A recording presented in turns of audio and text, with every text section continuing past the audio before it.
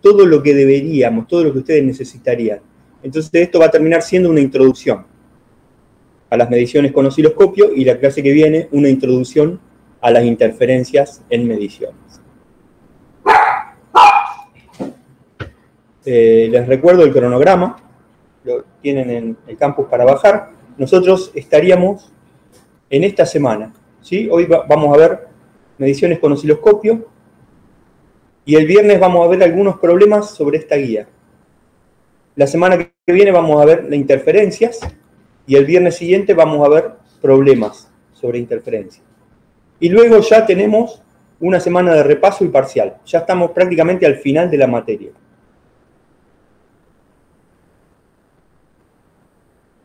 El parcial estaría programado para el 11 del 6.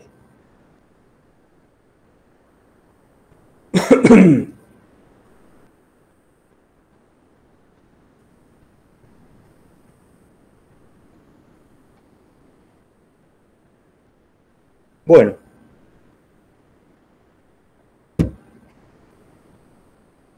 Entonces, básicamente, vamos a estudiar hoy las partes comunes a los diferentes tipos de osciloscopio que ustedes van a encontrar en la realidad, ¿sí? Y los podemos diferenciar principalmente en analógicos y digitales. Dentro de los analógicos y dentro de los digitales hay un montón de subdivisiones adicionales, ¿sí? Es un dispositivo que nos permite observar señales eléctricas en forma... Sí, escucha. No sé si está presentando o al menos yo no veo. No sé, sí. Compañeros. Probar de nuevo. Va a ser yo nada más. ¿Se ve, chicos? Sí, ahí ya veo. Bueno, buenísimo. Entonces, decimos que es un dispositivo que nos va a permitir observar gráficamente señales eléctricas. Vamos a tener entonces una pantallita plana, un plano, en el cual vamos a tener dos ejes, un eje vertical y un eje horizontal.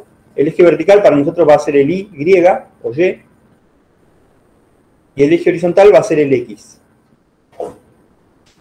En la forma más estándar, en el eje horizontal vamos a ver el tiempo, y en el eje vertical vamos a ver tensión. Bueno, ¿qué podemos determinar con el osciloscopio? El periodo de una señal, la amplitud de tensión de una señal. A través del periodo podemos determinar la frecuencia y podemos calcular componentes de la señal como la componente continua, la componente alterna, porque la estamos observando en la pantalla, ¿no es cierto? Y principalmente se utiliza para ver la forma de una señal y para localizar averías en circuito. Por ejemplo, en un circuito de cualquier tipo, como ser un amplificador, ustedes van con una sonda, van tocando diferentes puntos y a medida que avanzan en el circuito, la señal tiene que estar siempre presente, ¿no es cierto? Tal vez cada vez con más nivel, porque va siendo amplificada. Si en un punto se encuentran con que la señal no estaría presente, bueno, ya saben que esa última etapa tiene un problema o tiene un defecto, ¿cierto? Entonces les permite identificar rápidamente dónde hay un problema en un circuito para concentrarse en qué parte tienen que solucionar el problema. Y también pueden medir diferencia de fase entre señales, pero en este caso esto va a ser posible en osciloscopios que tengan más de un canal de entrada, donde pueden comparar simultáneamente dos señales de entrada. Bueno, entonces, podemos hacer mediciones y visualizar la forma de onda de señales. Existe una gran variedad de tipos, ¿sí? De un canal simple, de doble canal, hay de más de 2 canales, de 4 canales, de múltiples canales. Existen osciloscopios de barrido de morado, que se llama, que me permite observar, desplazarme en el tiempo y observar un periodo de tiempo específico de una señal. Con un control yo puedo ir demorando la señal que veo en la pantalla, la puedo ir intensificando, puedo intensificar la parte que quiero ver y después con un control amplifico esa parte de señal intensificada, en la cual yo la veo en la pantalla con más intensidad. Y un montón de otros tipos, entre los cuales los principales que vamos a diferenciar son los analógicos y los digitales, ¿cierto? Los elementos básicos son los mismos en todos. Y lo que vamos a ver hoy son los elementos básicos que forman un osciloscopio. No nos da el tiempo para más. En esta figura lo que vemos son los controles típicos. Una foto sacada del control de un osciloscopio analógico. Básicamente, como dijimos que tenemos dos ejes, tenemos que tener control sobre los dos ejes. El eje vertical y el eje horizontal. El eje vertical es la figura que vemos abajo, ¿sí? En este caso en particular es un osciloscopio con dos entradas, lo que se llama con dos canales. Desde la mitad, si ven, es aproximadamente simétrico. Para la izquierda tenemos el canal 1, para la derecha tenemos el canal 2. Entonces, tenemos un control, que es una perilla que se puede girar, que nos permite regular la amplitud. Esta amplitud, para el canal 1 y para el canal 2, lo que nos va a permitir elegir es la tensión correspondiente a cada cuadradito de la pantalla. Van a ver que la pantalla, bueno, ustedes ya conocen la forma del osciloscopio porque ya lo han usado en diversas materias. Empezamos usándolo en física de los dispositivos, ¿no es cierto? Así que ya tienen bastante experiencia. Vieron que la pantalla está dividida en cuadraditos. Cuadraditos de aproximadamente 1 centímetro de lado. Ese centímetro va en el sentido vertical, va a representar una tensión. Es la tensión que me marca este control. Por ejemplo, si yo lo tengo en la posición 2 voltios por centímetro o voltio por división, la señal por cada cuadradito va a tener 2 voltios de amplitud. Tengo un control para el canal 1 y otro control para el canal 2.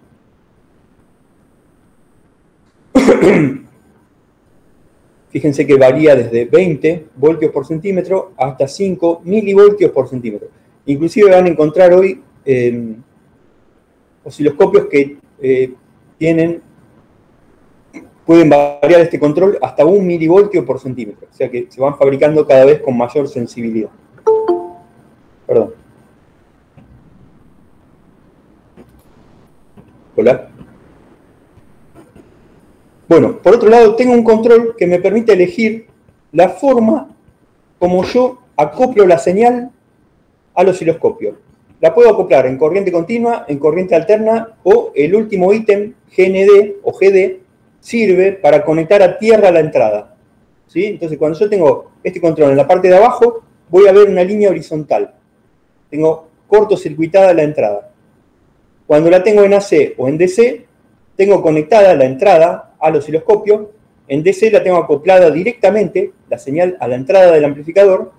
En AC está intercalado un capacitor que me bloquea la continua de la señal. Entonces lo único que voy a ver es la parte alterna de la señal. Esto nos sirve, por ejemplo, para ver una señal alterna, como ser el ripple, montada sobre una tensión de alimentación, que es una componente continua, ¿no es cierto? Entonces yo podría colocar la entrada en AC, bloquearía el capacitor, la continua, y podría amplificar entonces, con este control, el valor del ripple y poder ver esa señal alterna sin que me moleste la componente continua. Otros controles me permiten invertir la señal. Vamos a ver más en detalle la clase que viene, cómo usar cada uno de estos, ¿sí? Este dibujito que ven acá es el BNC de entrada. Por acá yo tendría que conectar una sonda por la cual entraría la señal de entrada. Y este dibujito que ven acá es un tornillito que les permite conectar a tierra, si necesitan, la entrada del osciloscopio, esa entrada del osciloscopio. Bueno, para el canal X tengo un control similar, que es el que se denomina base de tiempo. El canal X, en principio, lo que va a hacer es avanzar a una velocidad constante. Como representa el paso del tiempo, para poder yo ver la señal en función del tiempo, yo necesito que en el canal horizontal o el canal X la señal avance a una velocidad constante. Entonces, esta base de tiempo, este control de base de tiempo, lo que me va a estar indicando son la cantidad de segundos o milisegundos que corresponden al cuadradito de 1 centímetro de la pantalla. por ejemplo, si lo tengo como dice acá, en 20 milisegundos por centímetro, la señal va a estar avanzando 20 milisegundos por cada cuadradito que yo veo en la pantalla. Si la señal ocupa los 10 cuadraditos, el ancho total de la pantalla serían 10 cuadraditos, tendría, se le haría corresponder un periodo de 20 por 10 igual 200 milisegundos. Entonces recuerden que el tiempo total de la pantalla es igual al numerito que ven acá multiplicado por las 10 divisiones de la pantalla.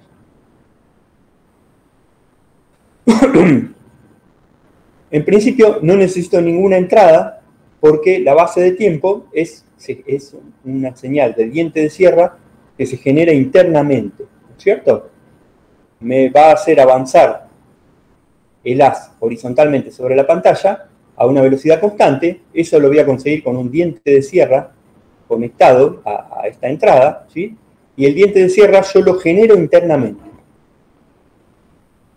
Ese diente de sierra tiene que estar sincronizado con la señal del canal vertical que yo estoy midiendo. El diente de sierra tiene que comenzar siempre cuando la señal de entrada pase por un mismo valor. Así puedo ver la señal de entrada arrancar siempre de la misma posición. Por lo tanto, la voy a ver como una señal estable en la pantalla. Si no se produjera ese sincronismo, yo vería la señal de entrada moverse continuamente en la pantalla y es lo que se dice que el osciloscopio está desincronizado en ese caso. Entonces, dentro de mi osciloscopio tiene que haber un circuito que se encarga de sincronizar el diente de sierra que yo genero en esta etapa con la señal que yo estoy midiendo. De forma tal que ese diente de sierra arranque siempre para el mismo valor de amplitud de la señal de entrada. Entonces, en principio, esto que yo veo acá, que es un conector de entrada, sería innecesario. Pero a veces a mí me interesa sincronizar la base de tiempo con una señal externa que no sea la de entrada, la que estoy midiendo. ¿Ok? Entonces, en esos casos se provee una conexión, ¿sí? Y un interruptor, cuando yo aprieto este botoncito, puedo conectar acá una señal externa y el sincronismo, el diente de sierra se va a sincronizar con esta señal externa en lugar de sincronizarse con el amplificador de entrada. Entonces, básicamente con estos controles ustedes ya podrían rápidamente empezar a utilizar el osciloscopio, ¿no es cierto? Ajusto la cantidad de microsegundos o milisegundos que quiero por cada división, la cantidad de voltios o milivoltios que necesito por cada división, el acoplamiento, si yo quiero que sea en alterna o en continua. Luego hay un par de controles que son el X-Pos y el Y-Pos que les permiten posicionar la figura que se va a formar en la pantalla. Con este control la mueven verticalmente, con este control la mueven horizontalmente. Y por último, tienen unos controlcitos acá a la izquierda que son generales que permiten ajustar la intensidad del haz en la pantalla y el foco. Recuerden que los osciloscopios analógicos utilizan un tubo de rayos catódicos. Un tubo de rayos catódicos es una válvula de vacío en la cual yo genero un haz de electrones y luego lo muevo en el vacío y ese haz de electrones es el que va a terminar pegando en la pantalla, ¿no es cierto? Entonces, yo puedo lograr que ese haz de electrones, cuando pegue en la pantalla, todos los electrones que salen peguen en una misma posición, con lo cual el haz se va a ver nítido, o que se concentre el haz un poquito antes o un poquito después de la posición de la pantalla. Entonces, voy a ver al haz sobre la pantalla en forma difusa. Para ajustar que los electrones choquen en la pantalla, todos en forma, no en forma dispersa, sino que se concentren todos en los mismos puntos de la pantalla, yo voy a utilizar un control que se llama foco o focus, ¿sí? Entonces, con este control varían una tensión en un terminal del tubo de rayos catódicos y esa tensión lo que va a hacer es que todos los electrones peguen siempre, se concentren siempre a la misma distancia de donde salen de la parte trasera del tubo de rayos catódicos. Y si esa distancia coincide con la posición del frente del tubo de rayos catódicos, voy a ver el trazo bien nítido y no tan disperso. Por otro lado, con el control de intensidad, lo que yo hago es modular la intensidad del haz. Entonces este control me va a permitir obtener un haz más brillante o menos brillante. Estos controles son los que se tienen que ajustar inicialmente, antes de empezar la medición.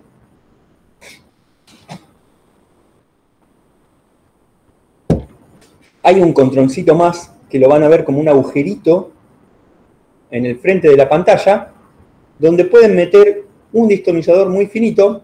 Adentro hay un preset. Lo que pueden ajustar con este preset es la rotación del haz. Un circuito especial adentro, al cual ustedes afectan cuando varían el preset,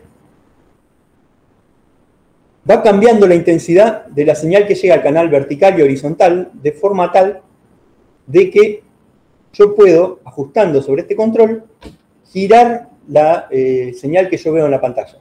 ¿Ok? Esto me sirve para hacer que el haz horizontal sea perfectamente horizontal, ¿no es cierto? ¿Por qué es necesario este control? Bueno, porque el campo magnético terrestre o algunos campos magnéticos que tenemos en los lugares donde estamos trabajando afectan al tubo de rayos catódicos y hacen que los electrones puedan girar dentro del tubo, ¿no es cierto? Entonces me producen una imagen en la pantalla que está un poco rotada a veces. Esta cantidad que está rotada la imagen en la pantalla es menos de 1 grado normalmente, ¿no es cierto?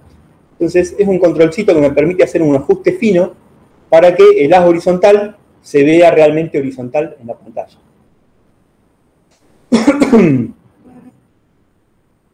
Antes entonces de comenzar a utilizarlo, debemos realizar esos ajustes básicos en los cuales tenemos que ver, inicialmente, tenemos que ajustar la intensidad, el foco, la posición vertical y la posición horizontal del haz, ¿no es cierto? Con la intensidad lo que voy a ver es el brillo del haz. Este es un caso en el cual el haz tiene una excesiva intensidad, ¿no es cierto? Lo tendría que bajar un poquito hasta ver un valor razonable. Eso ya va a quedar a criterio de ustedes. ¿Cuál es el valor que ustedes quieren utilizar de intensidad? Un osciloscopio normal, ustedes si varían este control entre el mínimo y el máximo, nunca lo van a dañar. Es un control que lo pueden utilizar sin problema, sin miedo. Van a ver el haz cada vez más brillante. Va a llegar un momento que va a ser algo muy borroso en la pantalla. No les conviene usar mucha intensidad porque va a ser molesto. Entonces normalmente lo van a utilizar en un valor medio, pero lo pueden usar sin miedo porque no va a producir la destrucción del instrumento. Poner una intensidad mayor de la normal no le va a traer un problema al instrumento, por lo menos en un uso razonable de algunas horas. Lo que sí no deberían es dejarlo con intensidad máxima durante mucho tiempo de uso, por ejemplo 1 año, porque eso sí podría marcar el fósforo de la pantalla. El control de foco decíamos que producía que el haz en la pantalla se vea bien nítido. Cuando está en una posición incorrecta, lo que vamos a ver es que pierde intensidad y que la imagen en la pantalla se va haciendo más difusa. El haz se vuelve más ancho y menos intenso. Bueno, para una posición se van a encontrar con que la intensidad es la máxima y el haz tiene el menor ancho posible. La posición vertical permite mover la imagen en la pantalla hacia arriba o hacia abajo, y la posición horizontal les va a permitir moverla hacia la derecha o hacia la izquierda. Bueno, lo correcto sería que coloquen verticalmente la señal donde ustedes quieran, alrededor de la línea que ustedes van a usar como referencia. Podría ser la central de la pantalla, y la posición horizontal les permite ajustar que la señal comience en el punto donde comienza, en el punto más izquierdo de la pantalla, ¿cierto?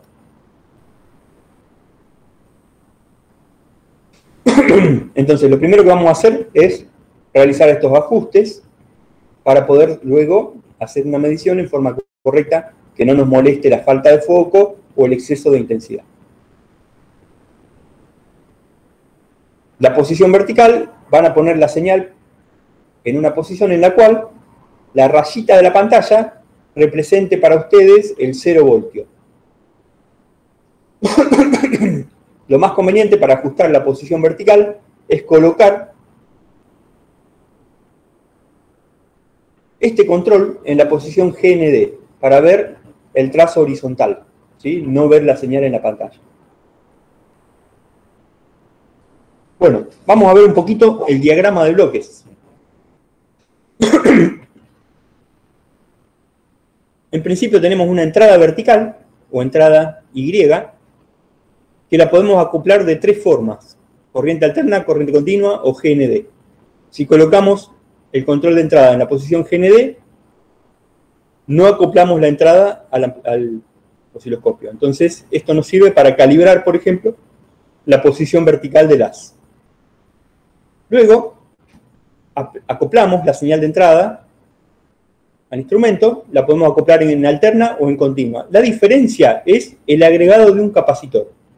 Cuando medimos una señal en corriente alterna, lo que hacemos es intercalar un capacitor. El valor aproximado es de 1 microfaradio en la mayoría de los instrumentos. Este capacitor bloquea la continua de la señal de entrada y nos permite medir las componentes de alterna en la pantalla. Luego, hay un amplificador o un atenuador, lo que sea necesario, ¿sí? Este amplificador o atenuador es el que está controlado con este control, el de amplitud del canal vertical. Si yo me voy moviendo más hacia la izquierda, lo que voy agregando es atenuación, ¿sí? Si me voy moviendo más hacia la derecha, lo que voy a ir agregando es amplificación en el circuito. Si la señal es muy grande, yo voy a tener que atenuarla. Si la señal es muy chica, en lugar de atenuarla, voy a tener que amplificarla. De forma tal de que acá en este punto voy a tener siempre una señal de la misma amplitud. Y la amplitud de esta señal en este punto me va a permitir observar la señal en toda la pantalla, en todo el alto de la pantalla.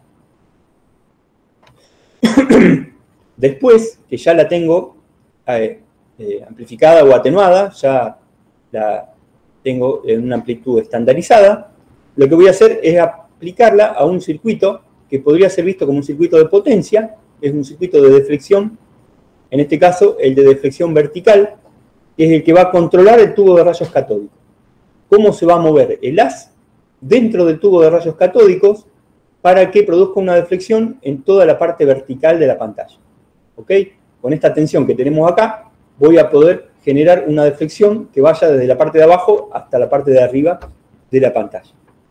Para eso, esta tensión que genera este amplificador va a estar acoplada, va a estar aplicada a un par de capacitores, un par de placas que forman un capacitor de deflexión vertical.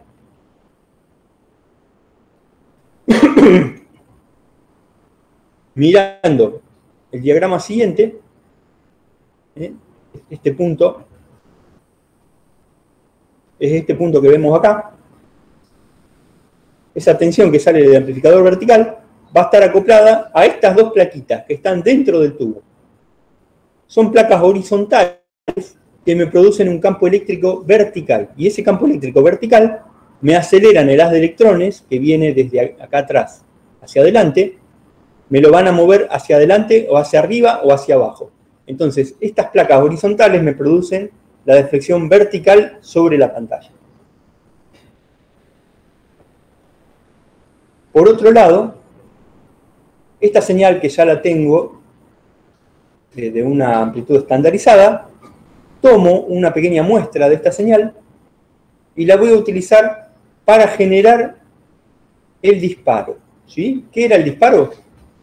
Era una señal digital generada que me va a indicar cuándo tiene que comenzar el diente de sierra con el que yo voy a alimentar el canal horizontal. ¿Ok? Entonces, acá entramos en una nueva etapa del osciloscopio, que es la etapa horizontal, todo lo que vemos abajo. El tubo de rayos catódicos va a tener dos plaquitas verticales, entre las cuales yo voy a aplicar una tensión, esta que vemos acá. esta tensión es la generada por la deflexión horizontal, por el amplificador de deflexión horizontal. Esta tensión que viene por acá abajo, yo la aplico a las plaquitas verticales y me producen un campo eléctrico horizontal. Ese campo eléctrico horizontal, a las de electrones que se viene moviendo por acá adentro, lo mueve para la izquierda y para la derecha. Y por lo tanto me produce la deflexión horizontal en la pantalla. ¿Cierto? ¿Con qué voy a alimentar entonces este amplificador? Con un diente de sierra. Ese diente de sierra va a hacer que el puntito que yo veo en la pantalla se mueva de izquierda a derecha a una velocidad constante. Y por lo tanto, yo voy a ver la señal en función del tiempo. Al ser la velocidad de barrido horizontal constante, yo voy a ver cómo evoluciona la señal en función del tiempo.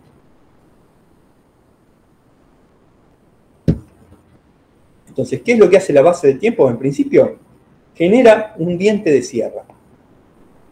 Ese diente de sierra lo aplico a un amplificador, ese amplificador lo aplica a las plaquitas verticales y me genera la deflexión desde la izquierda a la derecha de la pantalla. El diente de sierra que lo vemos acá dibujado tiene un periodo de tiempo en el cual la señal va subiendo y un periodo de tiempo muy cortito en el cual la señal tiene que bajar, ¿sí? Para volver a subir. Cuando llegué a la parte derecha de la pantalla, tengo que volver a la parte izquierda de la pantalla para empezar de nuevo, ¿no es cierto? Bueno, ¿qué pasaría? Yo voy viendo la señal en función del tiempo, a medida que el diente de sierra avanza. Cuando el diente de sierra retrocede, yo veo que el haz se vuelve a mover hacia la izquierda, ¿no es cierto? Al principio de la pantalla. Y eso es algo que no lo quiero ver. No quiero ver el retroceso del haz.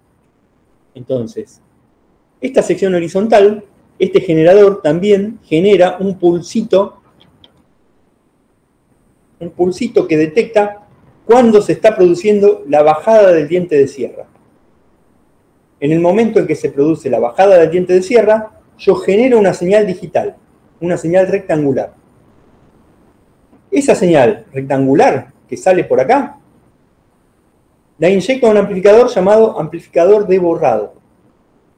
Entonces, cuando el diente de sierra esté retrocediendo, significa que cuando el diente de sierra está bajando en la gráfica, en realidad no es el diente de sierra el que está retrocediendo es el haz en la pantalla, ¿no es cierto?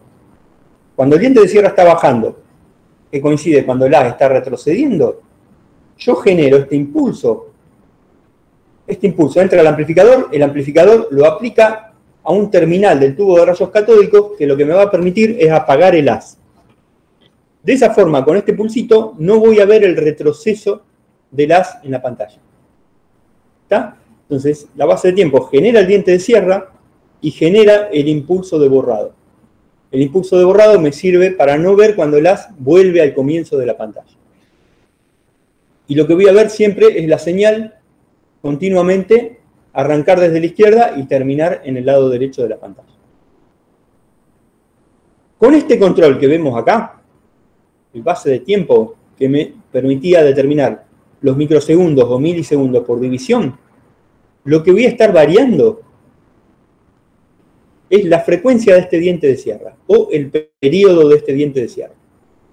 ¿Sí? El periodo total del diente de sierra es el tiempo que tarda el haz en recorrer toda la pantalla. Entonces, cambiando en este generador el periodo de la onda generada, yo voy a estar cambiando la cantidad de milisegundos o microsegundos que recorre el haz en la pantalla. ¿Está? Entonces, acá adentro, acá hay un controlcito que es el control de frecuencia de este diente de sierra. Ese control es exterior y es el que tenemos acá. Con esto yo regulo la cantidad de milisegundos o microsegundos que recorre el haz en la pantalla.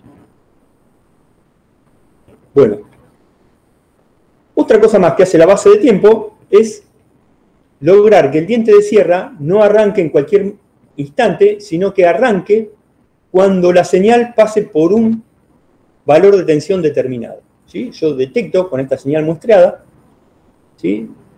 Con un amplificador y un comparador, yo me fijo el nivel de la señal de entrada. Cuando el nivel de la señal de entrada pasa por un valor determinado, ahí genera un pulsito que me hace arrancar el diente de sierra. Entonces, como el diente de sierra va a arrancar siempre cuando la tensión de entrada está en un mismo valor, yo voy a ver la señal de entrada quieta en la pantalla. Y de esa forma es como yo consigo la sincronización.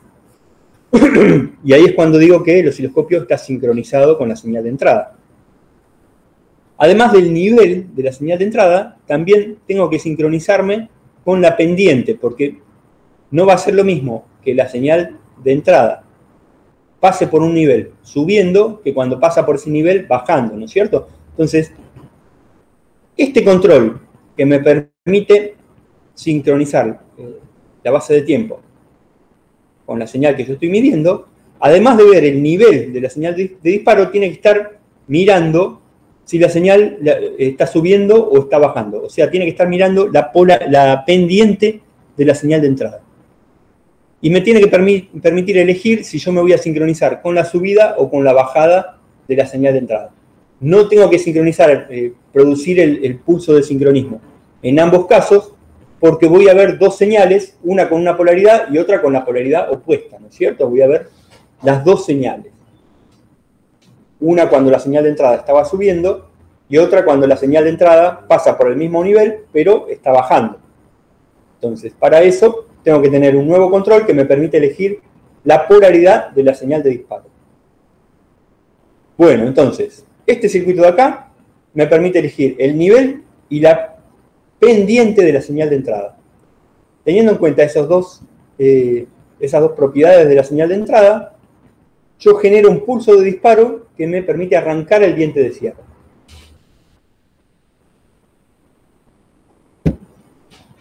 A veces, como dijimos previamente, no me quiero sincronizar con la señal de entrada, sino con una señal externa específica.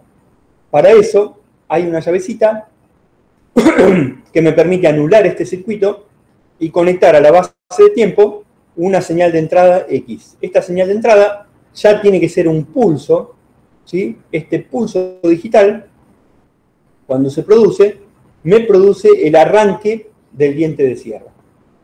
En ese caso, la base de tiempo me quedaría sincronizada con la señal externa que veíamos acá en la figura de la entrada, ¿no es cierto? Si yo aprieto esta llavecita y conecto acá una señal que me produce un pulso, en cuanto se genere ese pulso, me va a producir el inicio del diente de sierra. A partir de ahí va a empezar a verse la señal en la pantalla hasta que llegue al punto final de la pantalla. Bueno, las bases de tiempo también tienen dos modos llamados automático. A ver si está acá, si figura en la...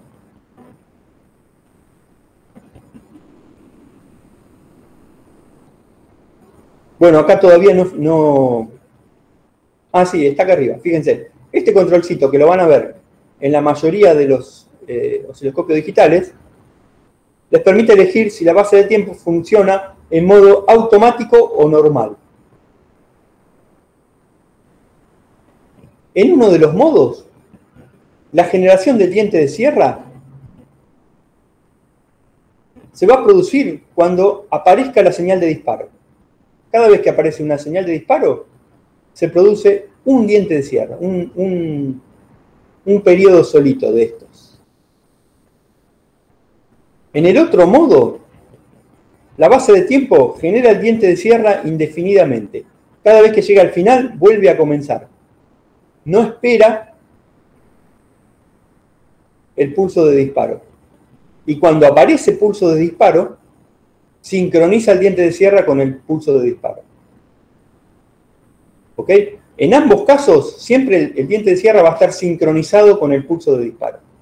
Pero en un caso, si yo no tengo pulso de disparo, va a desaparecer la gráfica de la pantalla. En el otro caso, cuando yo no tenga pulso de disparo, voy a seguir viendo una horizontal en la pantalla, porque se va a seguir produciendo el diente de sierra indefinidamente. Cuando no tengo pulso de disparo, espero un tiempito y vuelve a generar un nuevo diente de sierra continuamente. ¿Cuál es la diferencia entre ambos modos? Bueno, en uno, si no tengo señal en la pantalla, la pantalla se va a apagar. ¿Sí? En el otro modo, voy a tener siempre una imagen en la pantalla. Si no tengo señal de entrada, voy a ver la línea horizontal correspondiente cuando no tengo señal de entrada. Eso ustedes lo pueden elegir desde los controles, eligiendo automático o normal para la base de tiempo.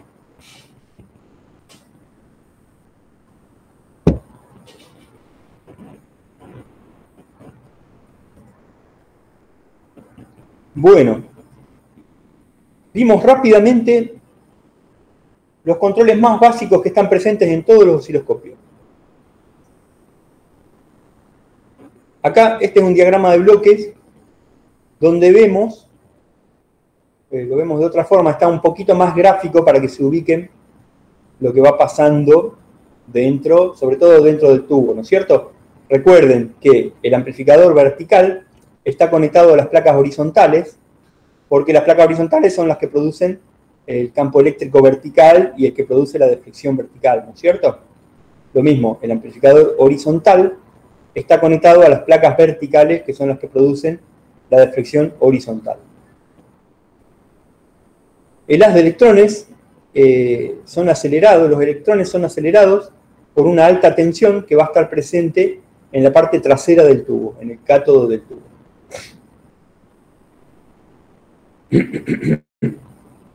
Hay una diferencia de potencial muy grande entre el cátodo del tubo y un terminal puesto en el frente de la pantalla, ¿sí? El denominado placa o ánodo, y se produce una corriente en el vacío, una corriente de electrones entre el cátodo y el ánodo.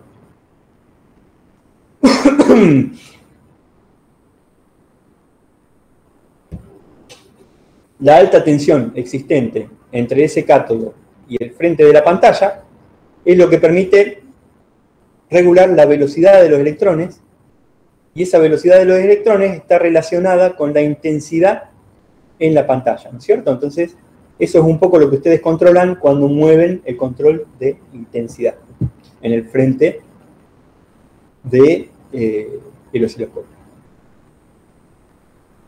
Bueno, entonces, la señal que medimos a través de una sonda, la aplicamos a las placas verticales, muestreamos un pedacito, generamos la señal de disparo, la sección horizontal genera un diente de sierra, y eso se aplica a las placas horizontales. Vamos a ver qué pasa en un osciloscopio digital, ¿sí? En un osciloscopio digital, todo esto ya lo vimos previamente,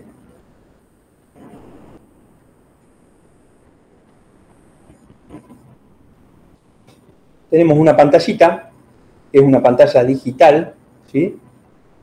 Va a estar controlada por un micro, ¿sí? Todo un circuito digital, que le va de forma digital indicando qué puntito se va a poner en color negro, qué puntito se va a poner en color blanco, ¿no es cierto? Esa sección de visualización es un circuito digital que va mirando una memoria. En la memoria está almacenada la onda que nosotros queremos representar en la pantalla. Entonces, a través de... En esta sección hay contadores, ¿sí? A través de los valores de esos contadores, yo voy eligiendo un puntito determinado de la pantalla. Tengo un contador horizontal y un contador vertical. El valor de ese contador horizontal y el valor de ese contador vertical me determinan una posición XY en la pantalla. Con esos contadores yo accedo al contenido de una memoria. Esos contadores forman las direcciones de la memoria. Las direcciones de la memoria me van a direccionar una posición, un dato.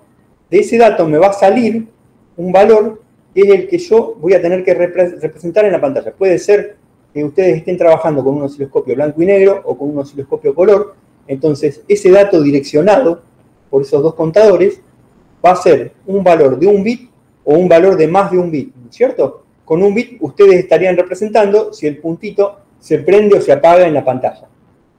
Con valores de más de un bit, por ejemplo con 8 bits, ustedes podrían elegir entre 256 valores diferentes, que podrían ser 256 tonos de grises o 256 colores, o mezcla entre tonos de grises y colores, pero eso ya depende del tipo de osciloscopio y del circuito implementado, ¿no es cierto? Se escapa un poco de lo que nosotros queremos ver, en este caso. Lo que ustedes tienen que recordar es que hay una memoria donde está almacenada la onda.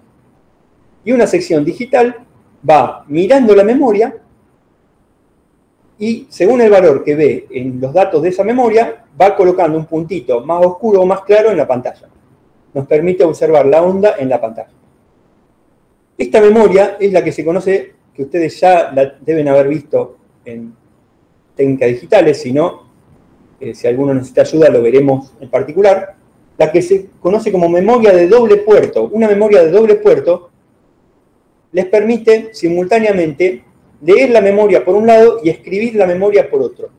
¿No es cierto? Yo le puedo colocar direcciones mediante las cuales voy eligiendo una posición de memoria para leer y por otro lado le coloco otras direcciones mediante las cuales voy eligiendo una posición de memoria para escribirla. Entonces tengo un valor de salida del dato de memoria y otro valor de entrada. El valor de entrada va a estar direccionado por las direcciones de entrada a la memoria. Entonces, simultáneamente, como yo la puedo leer, también la puedo ir escribiendo por otro lado, a esta memoria, ¿no es cierto? ¿Con qué datos voy a escribir a la memoria? Bueno, con los datos que me provienen de un conversor analógico digital. Y como ya se imaginarán, al conversor analógico digital, en su entrada voy a tener conectada la señal que yo estoy midiendo. Entonces, el conversor analógico digital a una señal analógica en su entrada le va a hacer corresponder un dato en su salida. Esos datos me van a ir escribiendo una memoria y van a ir almacenando la forma de onda en forma digital dentro de la memoria.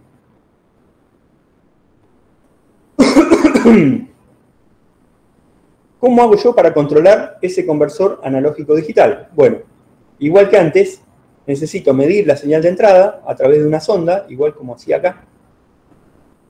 ¿Sí? Voy a tener que amplificar la señal, llevarla a un nivel de tensión determinado. No va a ser el mismo que el de un osciloscopio analógico, pero no importa, va a ser un valor estandarizado. ¿Sí? Y voy a tener que sacar un pedacito de la señal que me sirva para disparar, que me sirva como disparo. Entonces, esa parte coincide. Yo tengo un atenuador o amplificador de la señal de entrada, después del cual voy a tener una tensión estandarizada. Esa tensión es la que voy a colocar a la entrada del conversor analógico digital. Y el conversor analógico digital lo tengo que manejar con señales digitales, ¿no es cierto? Que me tienen que indicar cuándo tengo que hacer la conversión. Eso es lo que nosotros conocemos como señales de muestreo y señales de control, ¿no es cierto? Entonces, nuestra base de tiempo y nuestra sección horizontal, ahora lo que va a generar es la señal de muestreo. Es una señal de alta frecuencia que le va indicando al conversor cuándo producir una conversión de la señal de entrada. Para fines prácticos, si yo en la memoria voy a guardar la señal de entrada, la voy a muestrear 100 veces, por ejemplo, así tengo una onda más o menos razonable, yo la tengo que representar por lo menos con 100 puntos, ¿no es cierto? Bueno, teniendo en cuenta la frecuencia de la señal de entrada, yo tengo que generar acá una frecuencia de base de tiempo que sea por lo menos 100 veces superior para poder muestrearla 100 veces en un periodo, ¿cierto? Entonces, ¿qué es lo que va a hacer ahora la sección horizontal? Va a regular la frecuencia de muestreo que va a utilizar nuestro conversor y el periodo de muestreo en el cual vamos a estar muestreando la señal de entrada. Va a determinar cuándo va a empezar ese periodo de muestreo. Para eso va a utilizar la señal de entrada, va a mirar y cuando ve que pasa por un valor de tensión y con un valor de pendiente determinado, bueno, ahí arranca la señal de muestreo, que va a consistir en una serie de pulsos que me va a permitir convertir la señal de entrada y tener la cantidad de datos que yo voy a ir metiendo en la memoria. ¿Ok? Entonces, fíjense que es muy parecido al caso anterior. Genero una tensión, la tensión de entrada en un valor estandarizado, Después genero, en este caso, una frecuencia de muestreo la señal de entrada una cierta cantidad de veces, n veces, y esas n muestras las guardo en una memoria. Después, con un circuito digital, me voy a arreglar para ver eso que tengo en la memoria en la pantalla. Todos esos detalles digitales quedan fuera de lo que nosotros tenemos que ver en este curso.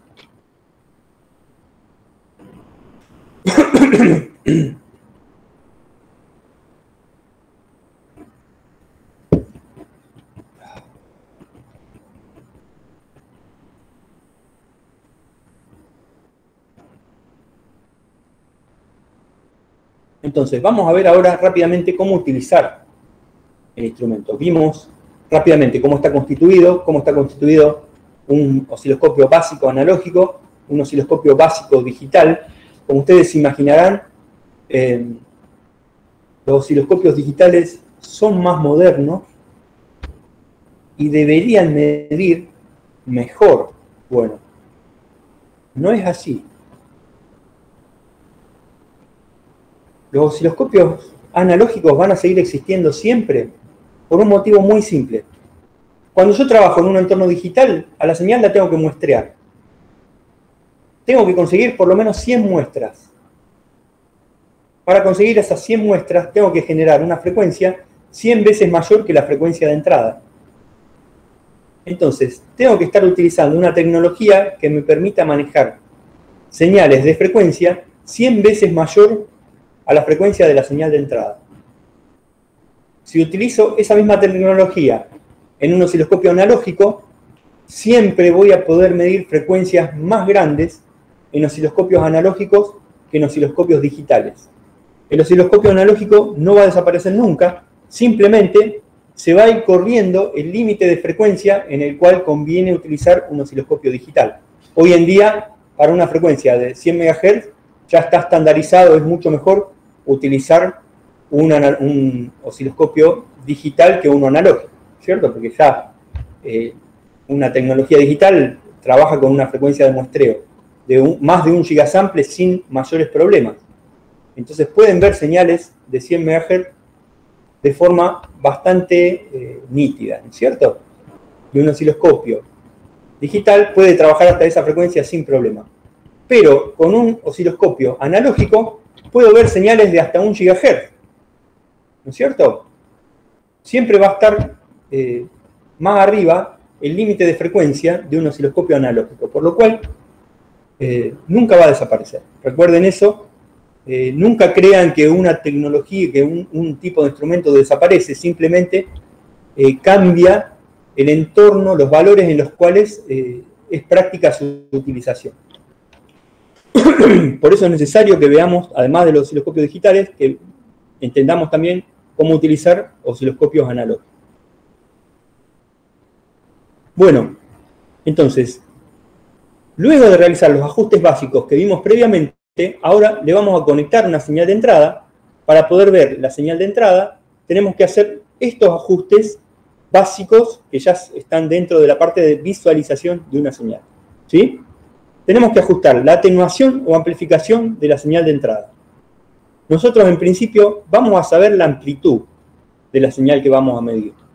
Y por lo tanto, lo vamos a estar colocando esto en un valor aproximado al que necesitamos. Si no conocemos la amplitud de la señal a medir, en principio deberíamos conocerla conectando un tester, un voltímetro.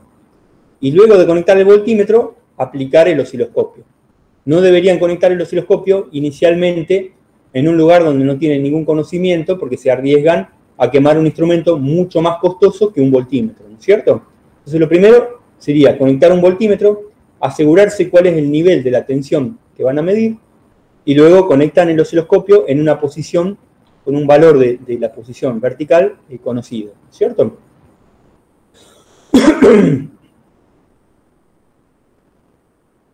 Entonces ajustamos la amplitud y ajustamos el acoplamiento que vamos a requerir, si es de corriente continua o de corriente alterna. En corriente alterna veíamos una señal como la que vemos acá en gris, montada sobre el cero, se fue la señal de continua. Si colocamos el control de entrada en corriente continua, veríamos también la señal de corriente continua presente en la entrada. Luego, podríamos tener que elegir si queremos ver la señal normal o invertida. Hay un controlcito en el amplificador vertical que tiene la palabrita invert y simplemente si ustedes lo apretan, van a ver la señal de entrada en la posición invertida. Y tienen un par de controles que les permiten elegir si van a ver el canal 1, el canal 2 o en forma dual. Si eligen canal 1, ven lo que está, la señal que está conectada a la entrada del canal 1. Si eligen canal 2, ven lo que está conectado a la entrada del canal 2. Si apretan el botón dual, ven las dos señales simultáneamente en la pantalla.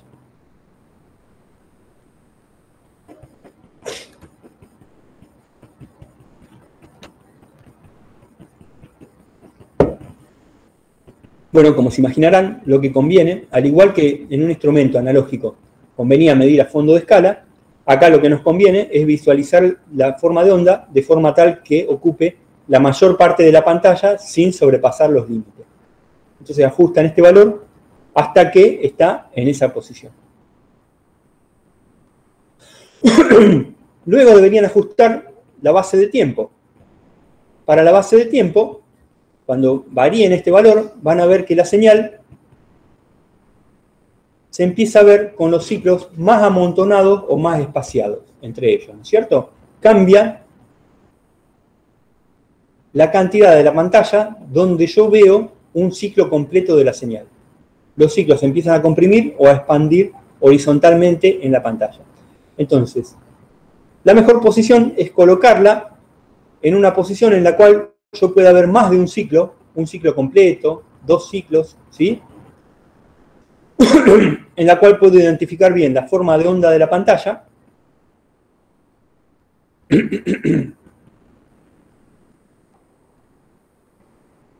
Otra utilidad de este control es cuando yo quiero ver la que llamamos figuras de Lissajous. Las figuras de Lissajous son figuras en las cuales, como veíamos en el diagrama de bloque, el control horizontal no se utiliza como un generador de diente de sierra, sino como un amplificador.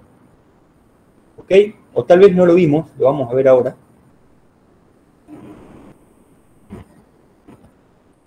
Otra función de esta base de tiempo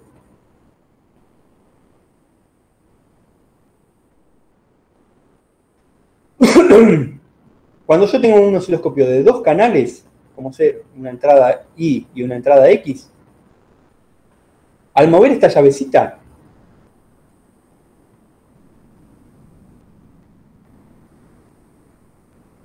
una entrada exterior analógica va a pasar por acá adentro, pero va a pasar solo por el amplificador. O sea, se anula la generación del diente de sierra y a la señal de entrada exterior la hago pasar por un amplificador y la mando a las placas de deflexión horizontales, que son las que me producen la deflexión horizontal, que son en realidad las placas que están en posición vertical, ¿no es cierto? Entonces, una señal externa, así como una señal externa acá me podía mover el haz verticalmente, esta señal externa de acá, cuando muevo este control, me permite mover el haz en forma horizontal. Entonces yo puedo, con dos señales, modular el haz en sentido horizontal y vertical. Con la que coloco en el canal Y, modulo el haz en forma vertical, con la que coloco en el canal X, muevo el haz en forma horizontal. Entonces armo una composición de las dos señales en la pantalla. Si las dos señales fueran senoidales, yo vería las figuras que se llaman figuras de Lissajous. ¿Sí? Esto es útil cuando ustedes quieren hacer una composición entre dos señales. Ya no estoy viendo la señal en función del tiempo, sino que estoy viendo la señal del canal Y en función de la señal del canal X. Es una función que me permite medir relación entre frecuencias. Es muy útil para medir relación entre frecuencias. La vamos a ver en detalle la clase que viene cuando hagamos la práctica de este capítulo. Entonces recuerden, En la base de tiempo, en una de las posiciones, normalmente, acá no está dibujada, pero es la última de las posiciones, o la primera, van a ver que está la indicación XY. Eso significa que no usa la base de tiempo como generador de diente de sierra, sino como amplificador, y me permite ver en la pantalla la función Y en función de la, el valor de la señal Y en función de la señal X, como si fuera una función en la pantalla. Recuerden entonces que esa posición de la base de tiempo es útil para figuras de Lissajous y para cuando ustedes quieran obtener en la pantalla transferencias de componente. Por ejemplo, la gráfica tensión corriente de un diodo. ¿Sí? Ustedes verían en la pantalla la grafiquita de un diodo, tensión versus corriente. Bueno, ¿qué hacen? En un canal meten la tensión que estoy aplicando al diodo. En otro canal meten una tensión que muestrearía la corriente que está circulando por el diodo, que la puedo conseguir fácil con una resistencia en serie con el diodo, ¿no es cierto? Pongo el control en modo XY y en la pantalla podría estar viendo la gráfica de la función transferencia del diodo, tensión versus corriente, en el mismo.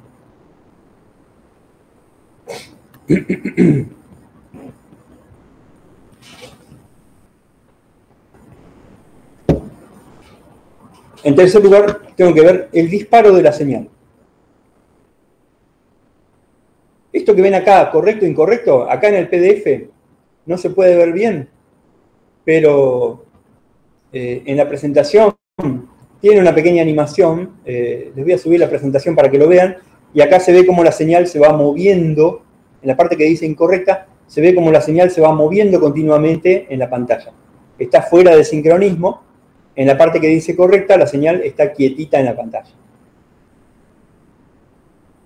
Con el nivel de sincronismo pueden elegir el nivel en el cual comienza la señal en la pantalla.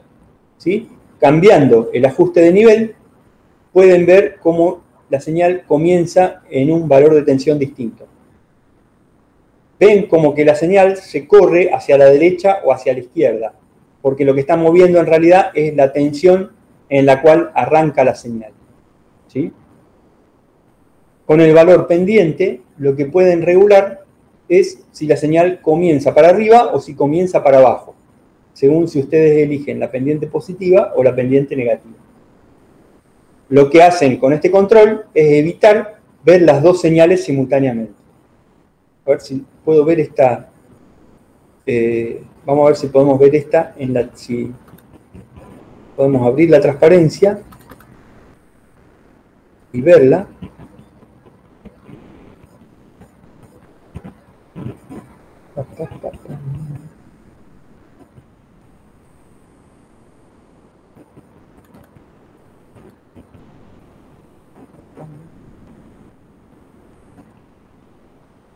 Bueno, acá un poco, chicos, se ve lo que pasaría. ¿Sí? El trigger está bien, la señal queda quieta en la pantalla. Si ven que la señal se mueve en la pantalla, tienen que ver qué pasa con el trigger. ¿Qué pasa con el disparo? Recuerden que trigger es disparo. ¿Sí? No están generando el pulso de disparo del diente de sierra. Entonces el diente de sierra se genera en cualquier posición, por lo tanto, la onda senoidal arranca en una posición distinta y veo como que se mueve en la pantalla. En este caso, ya está sincronizada la onda. Cambiando el valor del nivel de sincronismo, cambio el punto en el cual comienza la onda y eso me genera un efecto como si yo viera que la onda se mueve para la derecha o para la izquierda. En realidad lo que se mueve es el punto de tensión desde el cual comienza la onda. Y al cambiar la pendiente, fíjense cómo yo, a partir del punto del nivel de sincronismo que está marcado en Bordeaux, yo grafico una onda que comienza para arriba o grafico una onda que comienza para abajo, ¿sí? Según la pendiente que elegí para como visualización, ¿cierto?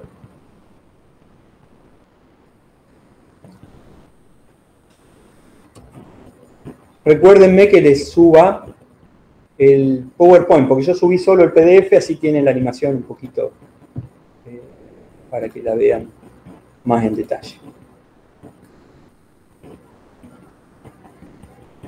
Bueno, si vamos a medir una señal que está relacionada con otra frecuencia, que ya sabemos que está relacionada con otra frecuencia, podemos elegir sincronismo externo. En particular, podemos elegir sincronismo de línea, ¿sí? Si no, utilizamos sincronismo interno y siempre se va a sincronizar el diente de sierra con la señal que yo estoy midiendo. Ajusto la base de tiempo. Bueno, ajusto componente continua, componente alterna, si yo quiero ver o no la componente continua.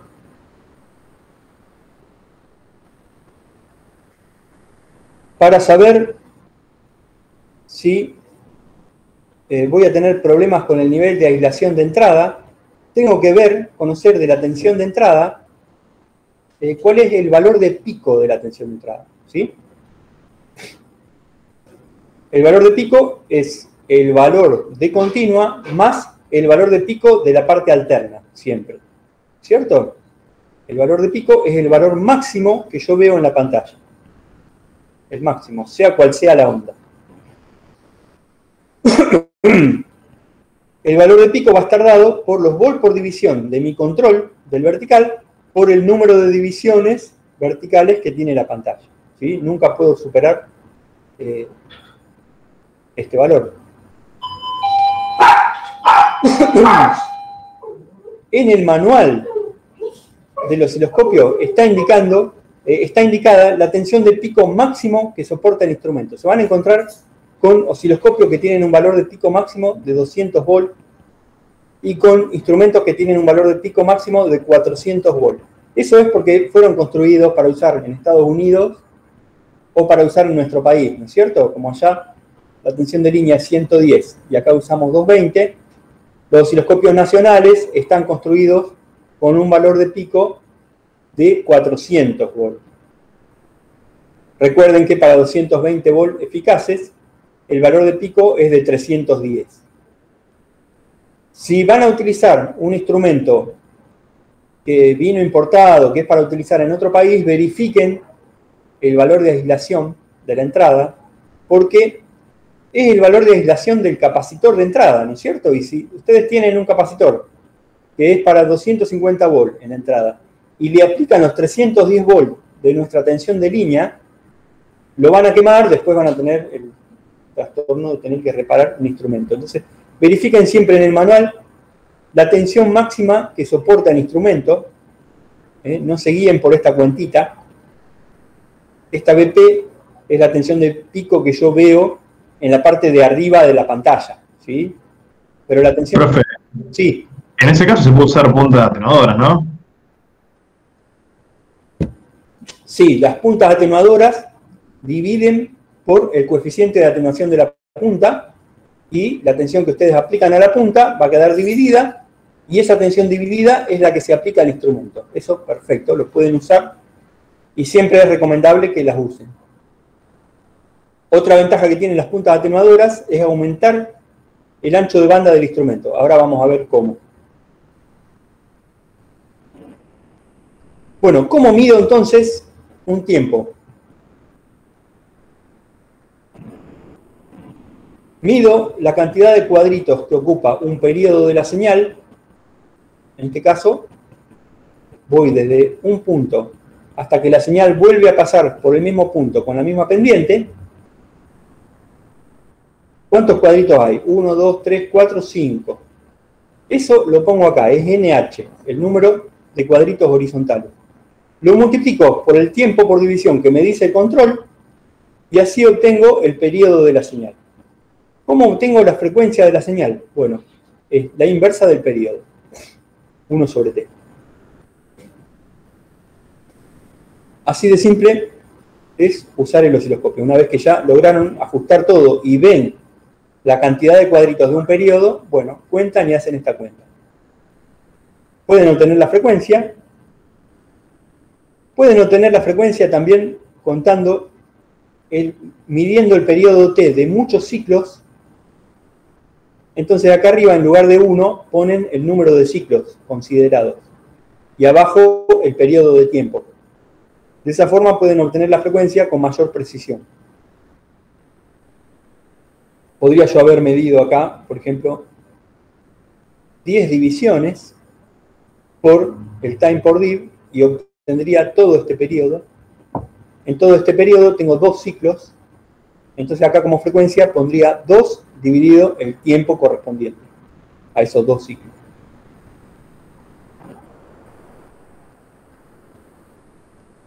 Bueno, se puede medir potencia con el osciloscopio. ¿Cómo se mide potencia con un osciloscopio? Bueno, estrictamente hablando, lo que yo mido es tensión con el osciloscopio. Pero si conozco la resistencia de carga, yo sé que la potencia máxima entregada va a ser la tensión de pico al cuadrado sobre la resistencia. Y la potencia eficaz o potencia RMS va a ser la tensión eficaz al cuadrado sobre la resistencia.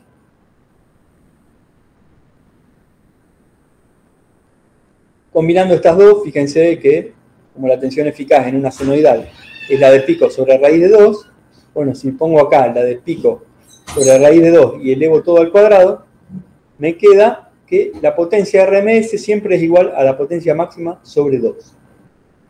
Esto es válido cuando trabajo con onda senoidal, se utiliza en mediciones en audio y en mediciones en radiofrecuencia, mediciones en audio en amplificadores y mediciones en radiofrecuencia. En audio la carga está normalizada y está indicada en algún manual. En radiofrecuencia la carga está normalizada y siempre es generalmente o 50 ohm o 75 ohm, según el tipo de aplicación. Normalmente en amplificadores de radiofrecuencia se utilizan 50 ohm y en sistemas de televisión se utilizan 75 ohm como impedancia.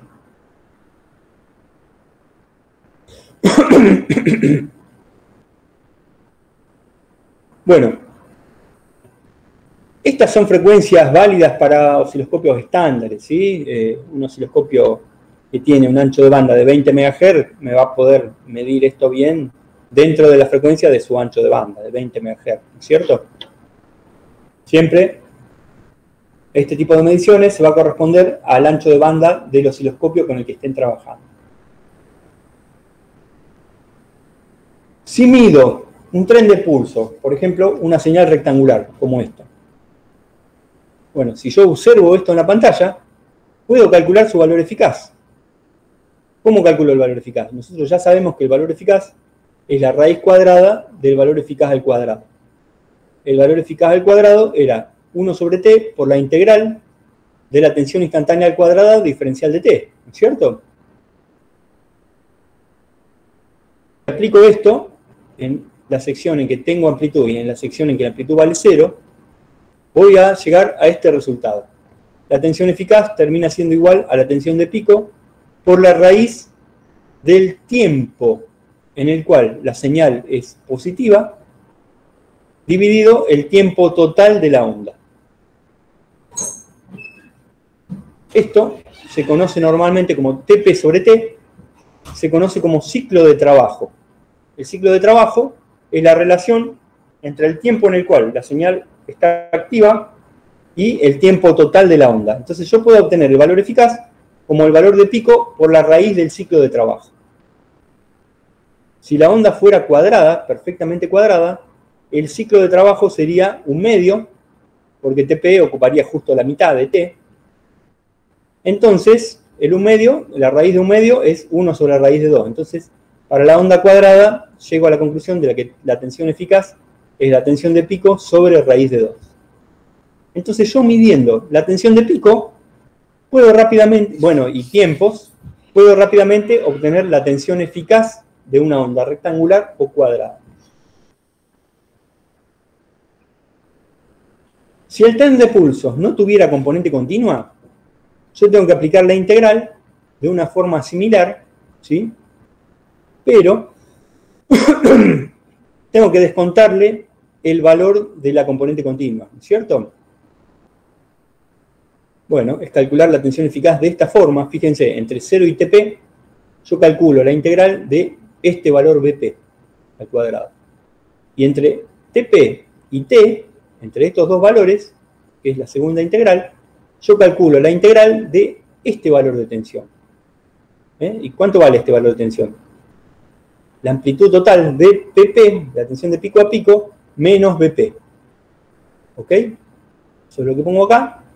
Haciendo el cálculo, me encuentro, primero, con que siempre se cumple esta relación. Cuando yo bloqueo la continua, el área de la parte de abajo es igual al área de la parte de arriba de la onda. El área de la parte de arriba está escrita acá.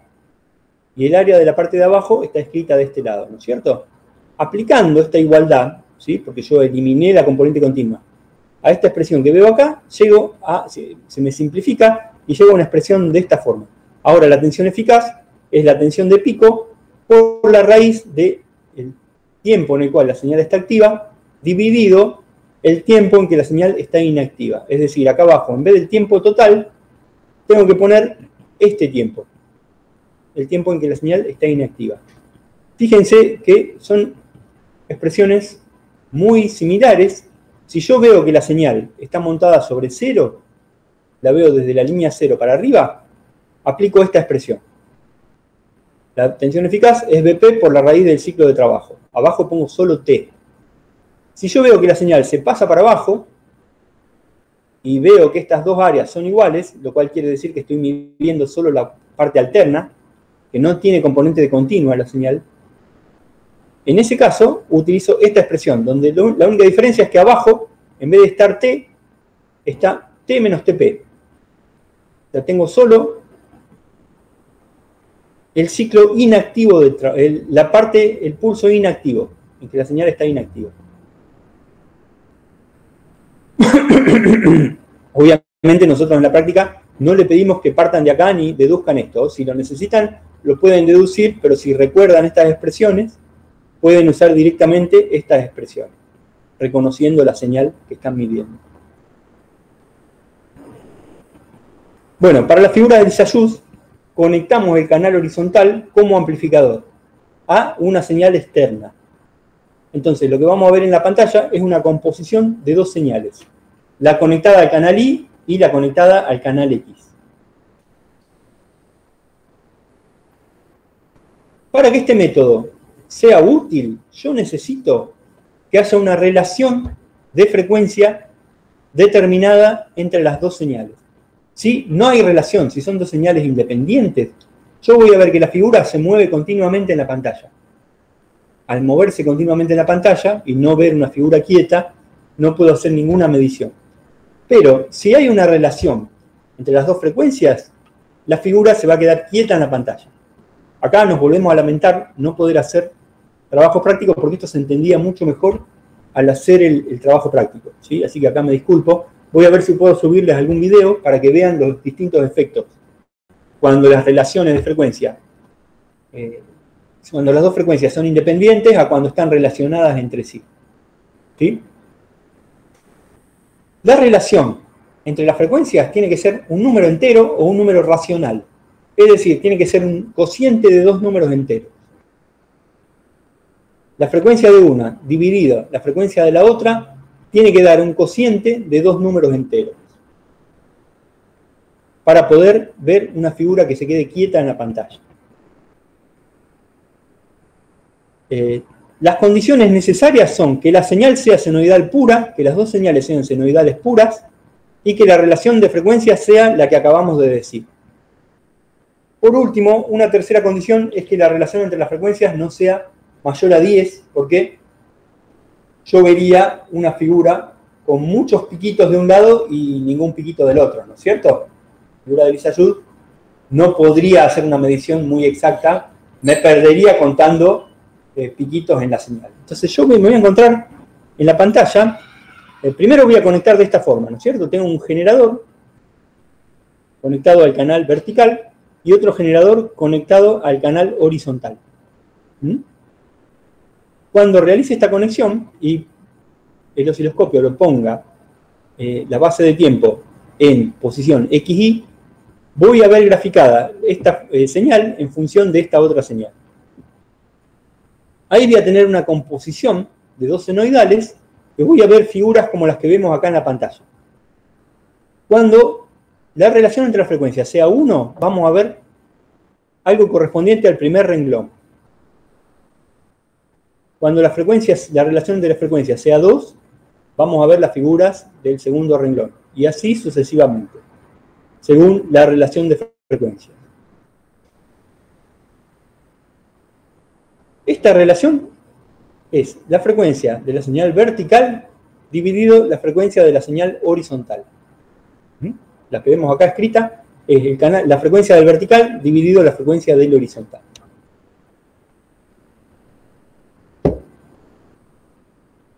Fíjense cómo voy a obtener figuras que se van a quedar quietas en la pantalla. Por ejemplo, acá estoy en relación 1-2 y veo cómo la figura toca en un solo lugar al borde y de este lado toca en 2 lugares al borde de la pantalla, ¿no es cierto? Sí, escucho. Perdón, me pareció que decían algo. Seguimos entonces.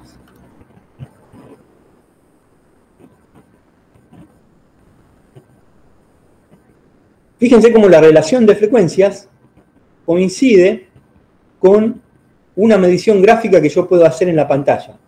Entonces, para poder obtener la relación de frecuencias, tenemos que proceder de la siguiente forma. Vamos a hacer un ejemplo acá, en el cual tomamos esta figura que coincide con esta que vemos acá. ¿Sí?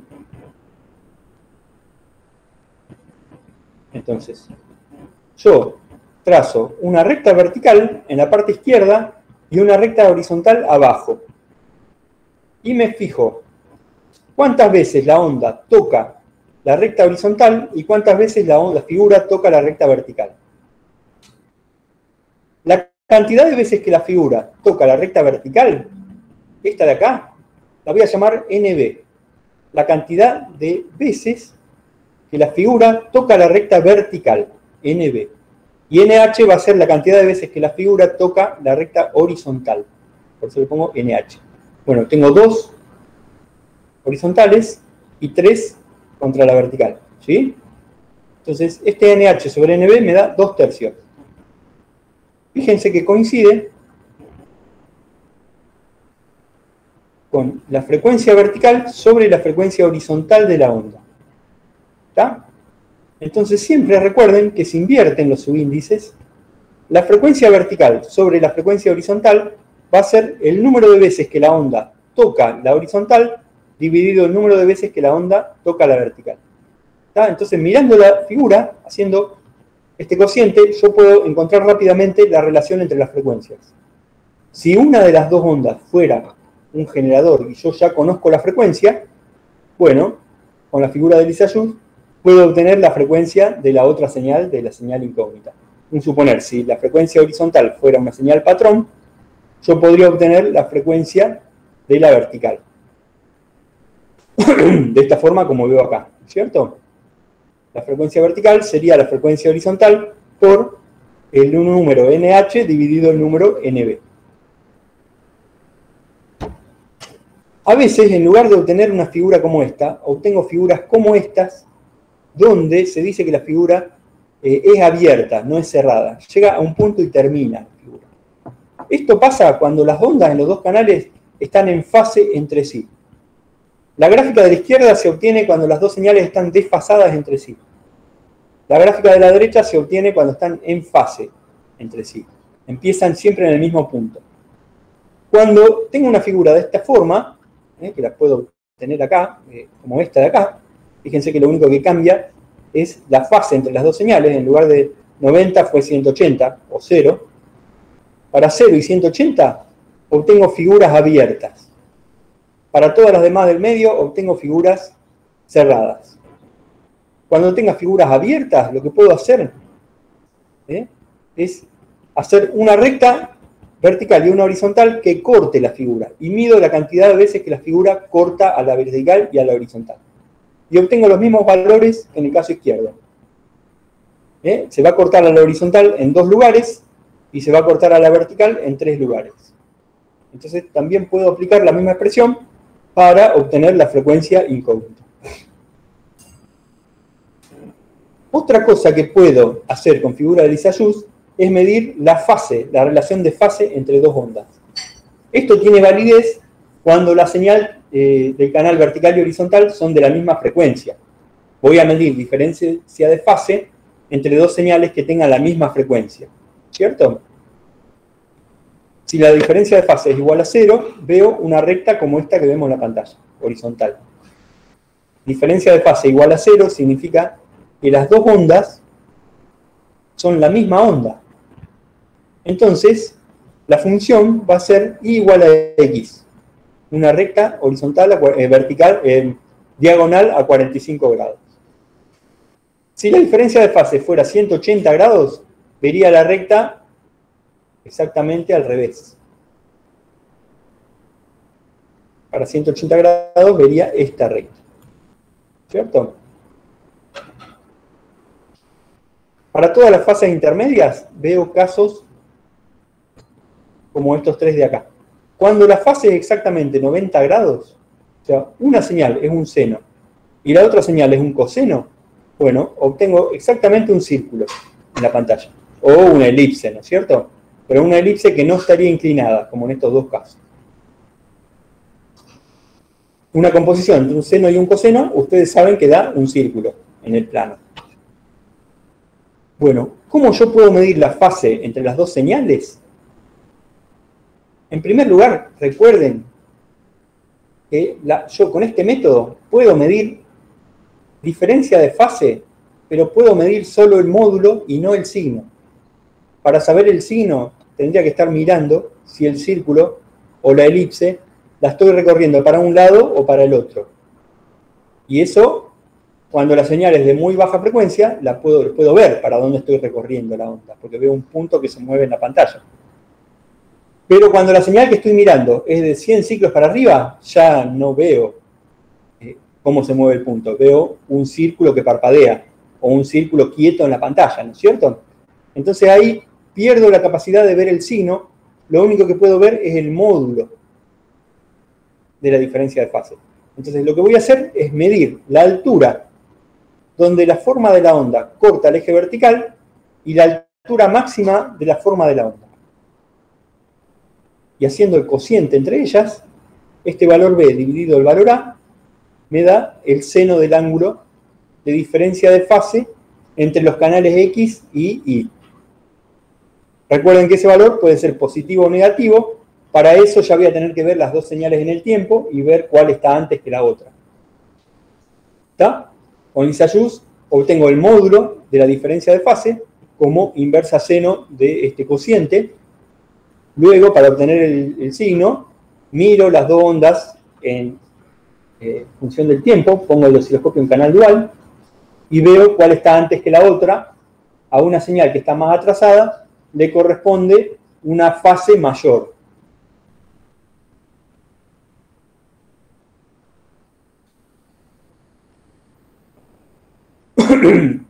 Este es un método que lo vamos a ver más en detalle la clase que viene y nos permite medir el valor de una impedancia incógnita, Z. Yo tengo un osciloscopio, ¿sí? Tengo una fuente, algunos elementos auxiliares, una resistencia variable, y tengo una impedancia a la cual le queremos medir la impedancia, el valor de la impedancia. Armando este circuito, puedo medir rápidamente el valor de la impedancia incógnita. ¿Sí? Para eso, fíjense que el punto medio es el común del osciloscopio. Acá a lo mejor no se nota muy bien porque es un dibujo medio raro. Estas dos placas representan la deflexión vertical, el canal vertical del osciloscopio. Y estas dos placas representan la deflexión horizontal del osciloscopio. Entonces, las dos que están unidas representan la masa común de las dos entradas. Este es el común del osciloscopio. El común lo conecto al punto medio del circuito. Primero me armo el circuito. La impedancia incógnita la pongo en serie con la resistencia que yo tengo de valor conocido. ¿Sí? Y alimento todo con la fuente. Después, con un canal, con el vertical, mido la tensión sobre Z. Y con el canal horizontal mido la tensión sobre la resistencia. la tensión sobre la resistencia va a ser proporcional a la corriente. O sea que el canal horizontal estaría midiendo la corriente. Y el canal vertical estaría midiendo la tensión en Z. Entonces, yo voy a tener en la pantalla, si lo pongo en modo XY, voy a ver la composición de las dos señales, voy a ver la tensión en función de la corriente en este elemento. Acá puede haber una inductancia, puede haber una resistencia, puede haber un transistor, un diodo. Es el circuito que ustedes utilizaron en física de los dispositivos para observar la forma de tensión corriente del diodo, ¿sí? Pueden observar la curva de transferencia de cualquier componente. Acá ponen el componente incógnita. Y esta tensión que miden con el canal horizontal es proporcional a la corriente que circula. Entonces yo en la pantalla estoy viendo, en este caso, esta impedancia, la transferencia de esta impedancia. Pero, si yo pongo una resistencia, veo una recta, ¿no es cierto? Si yo pongo una inductancia, voy a ver una elipse. Porque se va a formar, va a aparecer un desfasaje entre la tensión y la corriente. ¿Cómo tengo que hacer para trabajar con este circuito? Bueno, primero ajusto el valor de sensibilidad horizontal y vertical al mismo valor para ver realmente una transferencia, ¿cierto? Que los dos representen la misma tensión. Lo que voy a ver va a ser una elipse. En el eje vertical tengo la tensión sobre Z. En el eje horizontal tengo la corriente que circula por Z. Empiezo a cambiar el valor de RB, y al cambiar el valor de RB, ¿qué va a pasar? Por un lado, si aumento RB, aumenta esta tensión. Entonces, aumenta la amplitud, como yo veo la onda en el ancho horizontal de la onda. Como al aumentar RB disminuye la corriente, también me disminuye el valor de la amplitud en el canal vertical. Entonces, simultáneamente, cambiando RB, yo estoy aumentando el ancho de la onda en el sentido horizontal y disminuyendo el alto de la onda en el sentido vertical. Si agrando RB, voy para un lado, si achico RB, voy para el otro. Tengo que cambiar RB hasta que las amplitudes que yo veo en el canal vertical y en el canal horizontal sean las mismas. O sea, hasta que la figura de Lissajous me queda dentro de un cuadrado. Cuando me queda dentro de un cuadrado, que la amplitud vertical y la amplitud horizontal son las mismas, ahí puedo aplicar el método. En este método, la tensión sobre Z va a ser igual a la tensión sobre R. Como la corriente es la misma en Z y en R, yo puedo decir que Z es igual a R. Es decir, que si yo fui variando esta resistencia y se me movía la figura en la pantalla, hasta lograr que la figura esté dentro de un cuadrado, cuando logré gráficamente que la figura esté dentro de un cuadrado, por esta condición, el valor de R ya es el valor de Z. Fíjense que simple utilizar este método. Si yo usé una caja de décadas y cuando veo que la figura está dentro de un cuadrado, es decir, que la amplitud horizontal es igual a la amplitud vertical, la resistencia de la caja de décadas fue 3000 ohm, entonces Z es igual a 3000 ohm. Directamente. Ya pueden adoptar ese valor. Siempre y cuando el valor de control de amplitud del canal vertical y horizontal estén en el mismo, sean del mismo. Por ejemplo, que los dos sean 1 volt por división, ¿cierto? Y luego obtengo el ángulo de la misma forma como lo vimos para medir diferencia de fase entre dos señales senoidales, ¿sí? O sea, inversa seno de B sobre A. Una vez que tengo Z y obtengo el ángulo, puedo obtener los valores de X y de R que me forman la impedancia. Recuerden que la impedancia va a ser igual a R más J por X. Esto lo vamos a ver más en detalle entonces la clase pasada en un ejercicio de práctica. Bueno, por último, vamos a ver rápidamente lo que son las sondas de medición. Existen diferentes tipos de sondas de medición. Principalmente podemos diferenciar entre sondas de tensión y sondas de corriente. La de tensión le permite medir tensión en puntos de circuitos y la de corriente les permite medir corrientes en circuitos. Normalmente las sondas de corriente tienen la forma de una pinza amperométrica. Entonces ustedes rodean un circuito con un dispositivo que tiene la sonda, ¿sí?, que se puede abrir y cerrar. Ustedes encierran un conductor y en la pantalla van a ver directamente la forma de onda de corriente que hay en ese conductor encerrado, ¿sí? O sea, funcionan como una pinza amperométrica que transforma la corriente en una tensión a medir. Y luego, la otra diferencia es entre sondas pasivas y activas. Las ondas activas tienen una amplificación dentro de la sonda. Las ondas pasivas, que son las más comunes que nosotros vemos a diario, lo único que tienen es un atenuador. Y el atenuador me define el nombre de la sonda. Por ejemplo, van a ver que se llama por 10, por 100, por 1000. ¿Sí? A medida que el numerito va aumentando, van a ver que la sonda es cada vez más grande y es como que está preparada para, como con mayor protección, porque una sonda que divide por 1000 está preparada para medir tensiones más altas, ¿no es cierto? Entonces ustedes van a ver que es más grande, con secciones de plástico que como que protegen la mano del que la emplea, son más parecidas a una punta de alta tensión.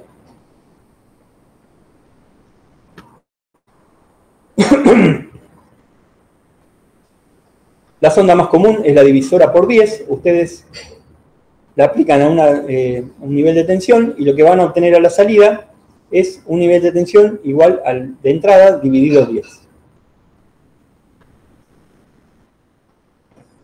La sonda tiene un circuito interno parecido a este, ¿sí?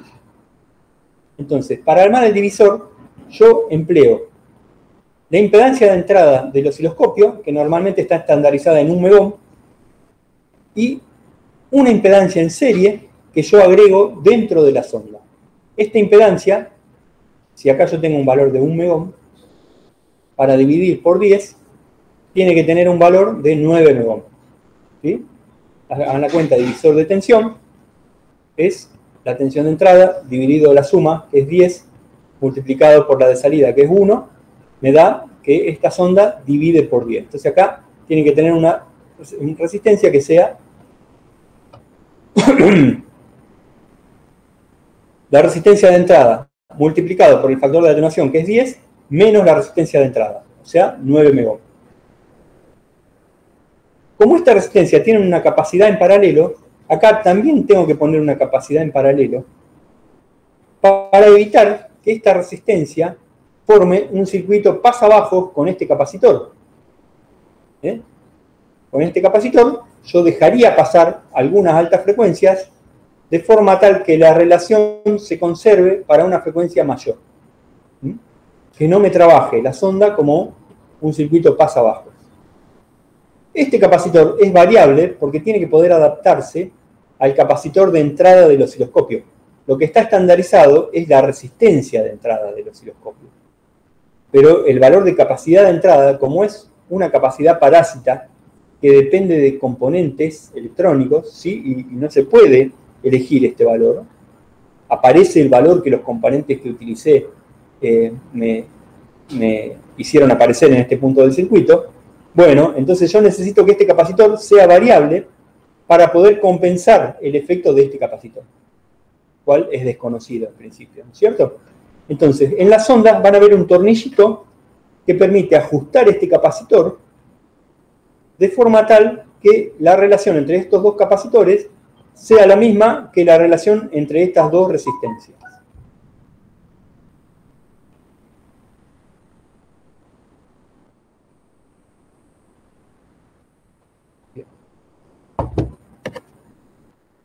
¿Cómo ajustan este capacitor en una sonda? Bueno, conectan a la entrada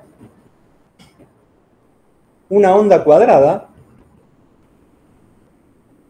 Acá vamos a tener que ir parando por el tema del horario, pero vamos a ver rápidamente cómo ajustar la sonda. Yo conecto acá a la entrada una onda cuadrada. Y me voy a encontrar con que a la salida me voy a encontrar con una onda que va a ser de la siguiente forma.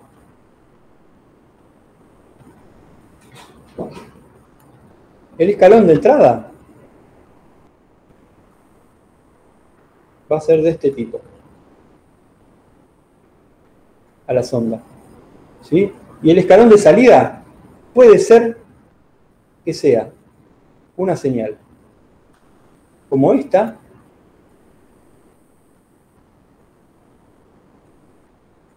o puede ser que lean una señal como esta.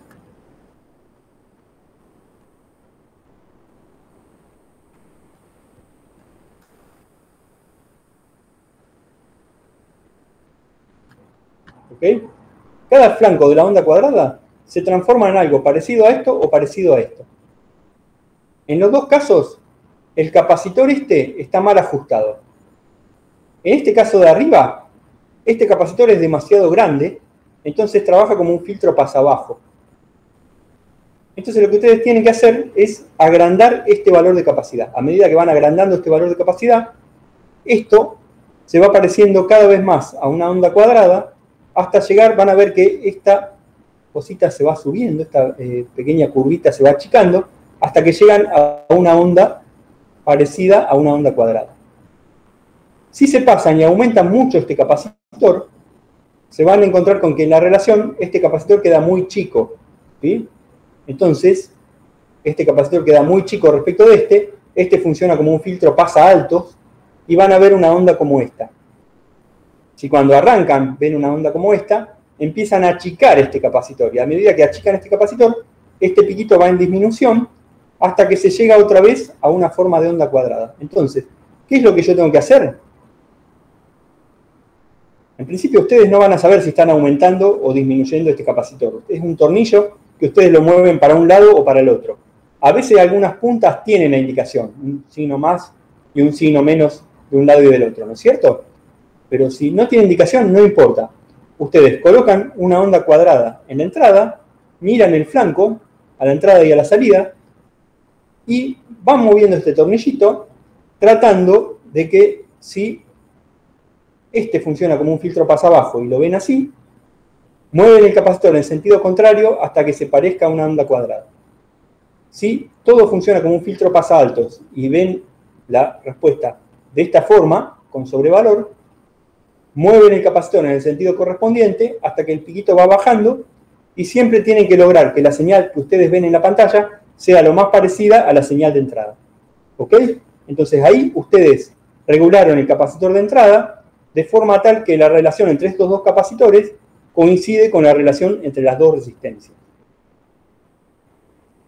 como está calculado en esta transparencia en forma teórica, ¿sí? Cuando se cumple esta condición, la sonda está compensada. Cada vez que compren una sonda nueva van a tener que compensarla con el osciloscopio que estén usando. Recuerden que este capacitor no es conocido en principio, ¿sí? Entonces tienen que ajustar el capacitor de la sonda al valor de capacitor de la entrada de su instrumento. Bueno, chicos, debido a la hora que hemos llegado por hoy, vamos a ver la clase que viene, las últimas transparencias que quedan, que son interesantes, y vamos a ver los ejemplos de la guía 10 que tienen que ver con mediciones con osciloscopio, que son poquitos. Los escucho si alguien quiere preguntar.